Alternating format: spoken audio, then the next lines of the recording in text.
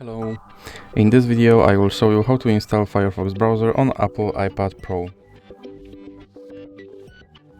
We have to start by opening your App Store and now click on search and type in Firefox.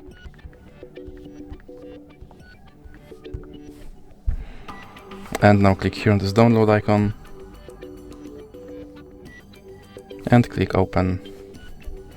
Now you can set this browser as your default browser, or you can click skip. Here you can sign in to your Firefox account, or you can click skip again. Now you can turn notifications, or you can click skip. And here you can select your theme and click save and continue. And now you can decide if you want to see your toolbar on the top or the bottom. And now your Firefox browser is installed and is ready to use. So that's it for this video. If you liked it, please remember to leave a like and subscribe.